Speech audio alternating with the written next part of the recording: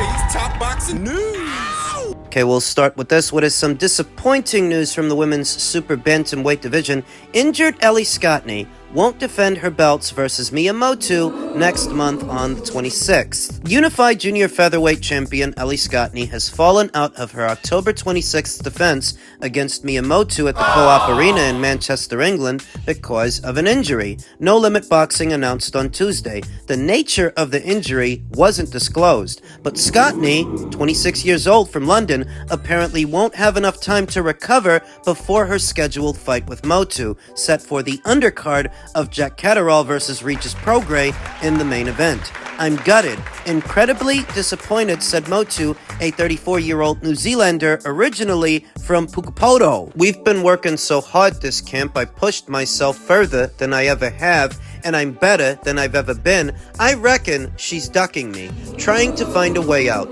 This just makes me hungrier, and I ain't gonna stop. Don't flatter yourself, honey. If this fight goes through, you lose. No, I don't get the sense that Ellie Scotney is faking an injury to try to find a way out or bide herself time to do something else, because I've seen both fighters in action, and I can say confidently, if they fight, Ellie wins. While Mia Motu is a formidable fighter and a hard puncher, my evaluation of the fight is that Ellie's too fast for her, too sharp, too good a boxer, with too many layers to her game, and Ellie would win a comfortable points decision against the older, slower Mia Motu if and when they fight.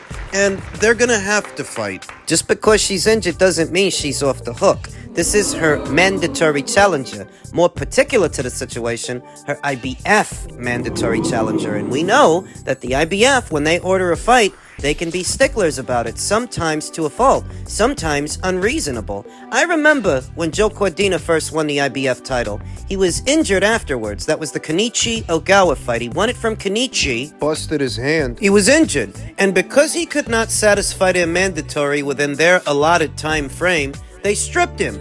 Could Ellie Scotney be facing a similar situation? What we know is that the IBF are sometimes selective about what mandatories they're going to order and where. But once they're ordered, once the order comes down, they mean business. Sometimes lackadaisical about which mandatories they want to order for which one of their champions. But once the order comes down, they expect the mandatory to be satisfied. So Ellie Scotney being injured is of no avail. And we don't know what the injury is, what the nature of it is. Is it a minor injury? Could she be back in action in a matter of weeks? Could she tie up these loose ends before the year is out? Because the virtue of this fight is she takes care of the mandatory before this year is out so that next year her schedule is clear to unify titles with the other two champions at this weight. Jamie Mercado, who's got the WBC, and newly crowned WBA champion Nazarena Romero. She's just about 2 to 3 fights away from becoming an undisputed champion. She's got to take care of this first.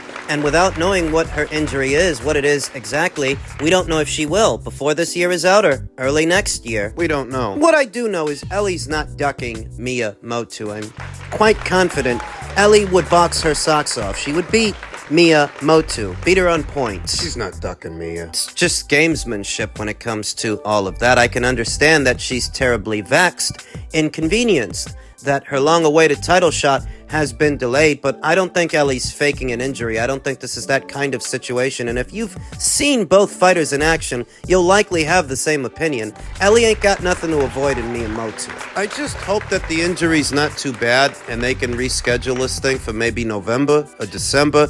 Get it done before this year is over. That would be the silver lining. The 5 million for Sheeraz. Talk to me about that, because we spoke to them about it. You talk to me about that, the offer. The Sheeraz fight will happen when the time is right. I'm not in any rush. What's 5 million? What's 5 million when it could be triple that in a year's time after I smash up Ben and win a world title? I don't need to rush for these. Not that fights. Ben, obviously. No, this Ben. As long as he stays in line, he's safe. Conor Ben is in for a hell of a beating within the next 6 months. I'm fighting names.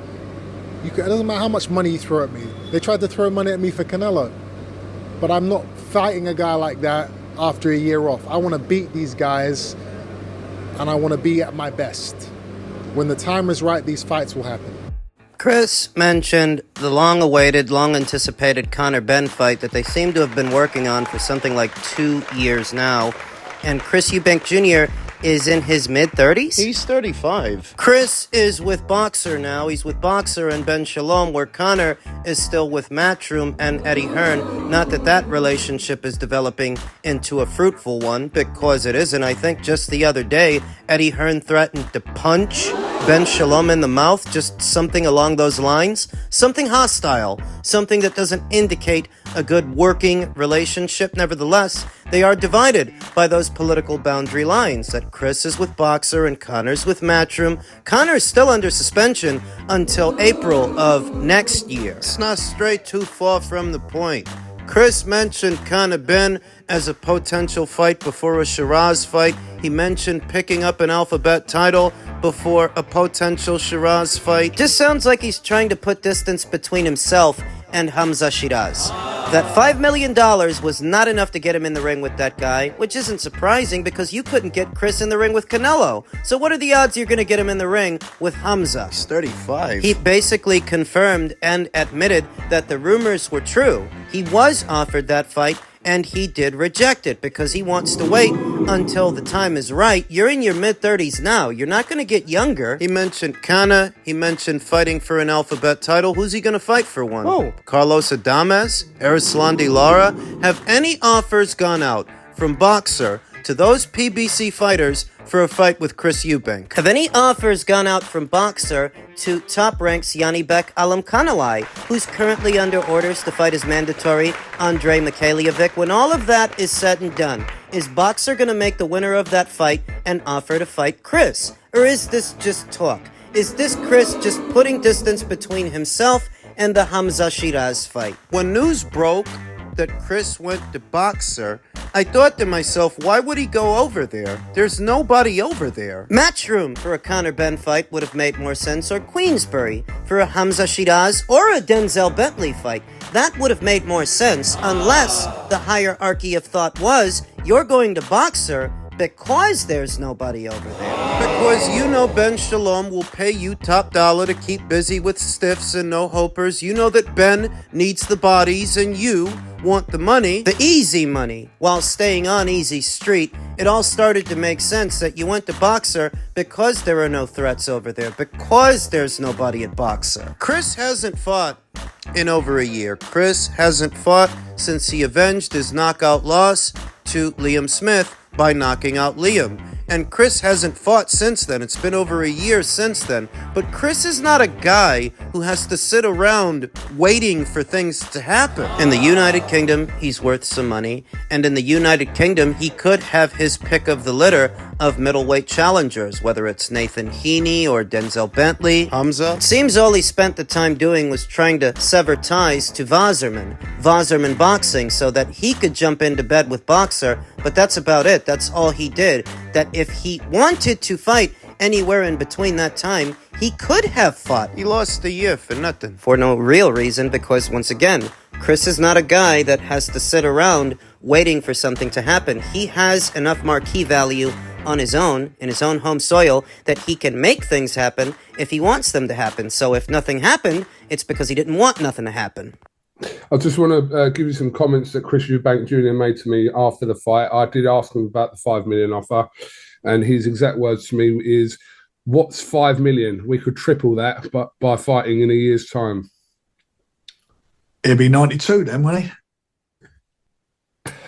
That's what he said. Well, the next generation. But he said that him and Hamza will get it on. But obviously... yeah, no, yeah. What? Look, first of all, what's 5 million? What is 5 million? It's nothing, is it? That, yeah. It's nothing. Not for a world title, by the way. What's 5 million? God, you know, what's 5 million? Jesus Christ, do me a favour. It's another way you have to look at it. Maybe $5 million isn't a lot to Chris Eubank Jr., but that's for a non-title fight. You wouldn't even be fighting a champion making that kind of money. You'd be fighting a guy who's greener, less experienced than you are, though perhaps more talented. So talented, you don't want to roll the dice. You don't want to gamble. That's it. You can tell Coogan and the rest of the members of the media whatever you want to tell them, whatever you need to, but it's very obvious you ducked. Chris knows his ceiling. By now, he knows his limits. And he knows that even though he's still worth a bit of coin, he's worth some money. He ain't the boxer that his father was. Though he can still thank him for his namesake, as that's likely the only reason Chris is worth what he's worth. He's gotten pretty far, made a pretty penny off his namesake, more so than his ability. I think at this point, it will grow increasingly difficult for Chris Eubank Jr. to make the kind of money he wants to make without rolling the dice, because even Denzel Bentley would be a gamble for Chris Eubank Jr., let alone Hamza Sheeraz. Those are big fights in the UK. You can sell them. And they'll pay well, but they're risky. Riskier than Chris would like. But what are his options? Who else is out there? What else is out there? Just seems like he's delaying the inevitable.